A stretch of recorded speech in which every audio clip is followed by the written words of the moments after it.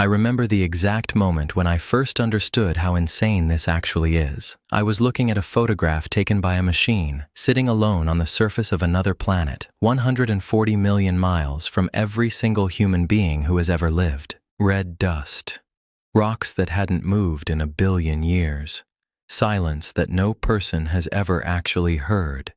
And I remember thinking, how did we even get here? Not the astronauts. Not yet. The machines we built and launched and trusted to survive a journey that kills most things that attempt it. So today, I want to take you through every major NASA mission that got us to Mars, starting with a mission that almost failed completely and ending with a rover that is drilling into Martian rock right now while you're listening to this. No stock footage, no dramatization, just the real machines, the real dates, and the real risks that got us from a blurry photograph to an actual helicopter flying on another world. Let's go back to 1965, because this is where it really starts. NASA launches a spacecraft called Mariner 4. It's not built to land. It's not even built to orbit. Its entire job is to fly past Mars at a distance, take pictures, and send them back to Earth before it drifts off into deep space forever. And here's the part that gets me. This was humanity's first real look at another planet up close. 22 images. That's all it captured. Grainy, black and white, barely more than static in places. But what those 22 photographs showed shocked everyone watching back on Earth. For decades, people had genuinely believed Mars might host a civilization, canals, cities, some kind of intelligent life looking back at us. Mariner 4 ended that theory in a single flyby. What it revealed instead was a cratered, lifeless surface closer to the moon than anything alive. And what NASA found next surprised even the scientists who built the next mission. In 1971, a spacecraft called Mariner 9 does something no human-made object had ever done before. It enters orbit around another planet. Not a flyby this time, an actual orbit circling Mars again and again. But when Mariner 9 arrives, there's a problem. A massive dust storm, the largest ever recorded on the planet, is covering literally the entire surface. Nothing is visible. Weeks pass. The team waits. And when the dust finally clears, what Mariner 9 reveals is bigger than anyone expected. Volcanoes larger than any mountain on Earth, and a canyon system so massive it would stretch from New York to Los Angeles and beyond. That canyon still carries the mission's name today, Valles Marineris. Here's something most people don't realize while watching all this unfold from the outside. Reaching Mars is brutally, statistically hard. Across the entire history of Mars exploration, roughly 6 out of every 10 missions attempted by any country have ended in failure. Spacecraft lost on launch, lost on arrival, or gone silent before they ever sent back a single useful signal. Every mission I'm about to walk you through wasn't just a scientific achievement. It was a bet against those odds, and it paid off. Then comes 1976, and this is the moment everything changes forever. 2 spacecraft, Viking 1 and Viking 2, don't just orbit Mars, they land on it, and they survive. For the first time in human history, a machine sends back a photograph taken from the actual surface of another planet. Not from orbit. Not from a telescope pointed up at the night sky. From the ground. Martian rocks in the foreground. A pale, dusty horizon in the distance. I think about the people in that control room the moment that image came through, and I genuinely believe that's one of the most important seconds in the history of exploration. After Viking, something strange happens. Silence. For over 20 years, no mission successfully reaches the Martian surface again. Attempts fail, spacecraft are lost, and I think that gap says something important that people forget. This is hard. This is maybe one of the hardest engineering problems humans have ever attempted, and it took 2 decades to try again with real confidence. Every failed attempt during those years, and there were several, quietly fed data back into the next generation of engineers, even when the missions themselves never made it to the surface. Then, in 1997, NASA lands Mars Pathfinder, and it's carrying something Viking never had, a rover. It's called Sojourner, and it is genuinely the size of a microwave oven. It only travels a total distance of about 100 meters across its entire mission. That sounds small. But what it proves is enormous, that a robotic vehicle can actually move, navigate, and survive on the surface of another planet. not just sit in one spot and take pictures.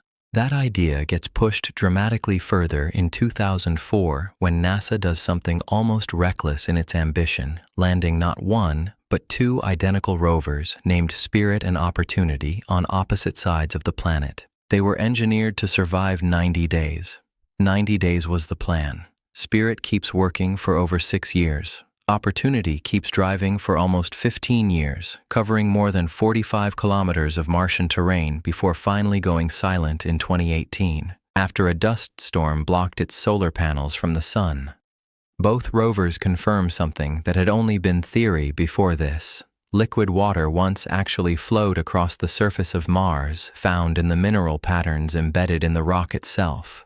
Patterns that only form when water has been present for extended periods of time. In 2008, a mission called Phoenix lands near the Martian North Pole, digs directly into the soil with a robotic arm, and confirms water ice sitting just beneath the surface. And then, in 2012, the mission that most people actually remember watching live arrives.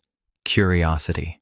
This isn't a small rover. It's the size of a small car, and getting it safely onto the surface required something NASA nicknamed the Sky Crane. A hovering rocket-powered platform that lowers the rover down on cables in the final seconds before touchdown, then flies off and deliberately crashes itself a safe distance away so it doesn't damage the rover. It sounds like science fiction. It happened in real life, and it worked on the first try. Curiosity is still driving across Mars today, more than a decade later, studying whether the planet could have once supported microbial life in its ancient past. It's climbed the base of a Martian mountain, drilled into dozens of rock samples, and survived temperature swings that would destroy most electronics built here on Earth. Not every mission touches the ground. In 2013, NASA sends a spacecraft called MAVEN into orbit, not to look downward at the surface, but to study the thin Martian atmosphere itself, trying to understand why a planet that once had rivers, lakes, and possibly even oceans turned into the cold, dry desert we see today. And orbiting even longer than MAVEN is Mars Odyssey, which has been circling the planet continuously since 2001, making it the longest-serving spacecraft ever sent to Mars and quietly acting as the communication relay that lets rovers on the ground actually talk to mission control back on Earth. Almost every photo Curiosity or Perseverance has ever sent home passed through one of these orbiters first, relayed down to Earth from 250 million kilometers away. In 2018, a mission called InSight lands, and this one doesn't look outward at all. It listens inward. Using an extremely sensitive seismometer, it detects marsquakes and studies what's happening deep beneath the surface, inside the planet's crust, mantle, and core, the same way scientists study Earth's interior using earthquakes. It detected hundreds of marsquakes over its mission, giving scientists the first real evidence of how thick the Martian crust actually is, and confirming the planet still has a molten core deep beneath the surface. And then, in 2021, the mission arrives that I think genuinely changed how people imagine exploring other worlds. Perseverance lands, and it's carrying something almost nobody thought would actually work. A small helicopter named Ingenuity. Here's the problem it had to solve. The Martian atmosphere is less than 1% as dense as Earth's. Getting any aircraft to generate lift in that thin air seemed nearly impossible.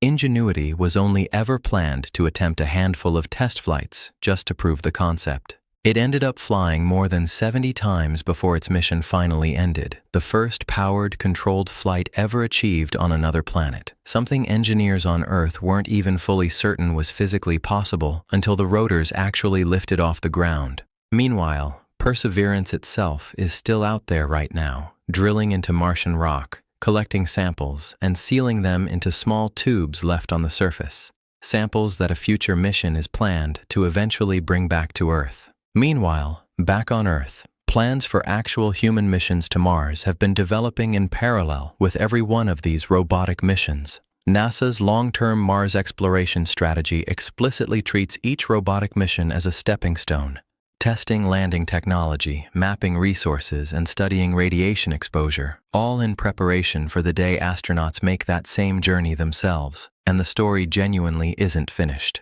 In November 2025, NASA launched twin spacecraft called EscaPADE, expected to arrive at Mars around 2027 to study exactly how the sun strips away the planet's atmosphere over time. One more piece of the puzzle of how Mars went from a warm, wet world to the planet we see now. When I put this entire timeline together, what strikes me most isn't any single mission, it's the pattern. A blurry, static-filled photograph in 1965 turned into a helicopter flying through Martian skies 56 years later. Every single mission, even the failures, taught engineers something the next mission needed to survive.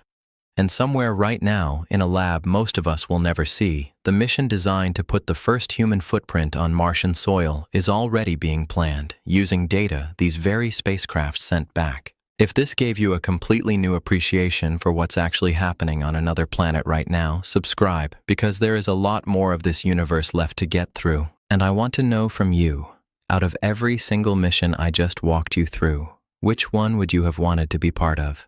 Would you have wanted to be in that control room in 1976, watching the very first image from the surface come through? Or would you rather be one of the engineers right now, watching Perseverance's live telemetry, waiting to see what it finds next?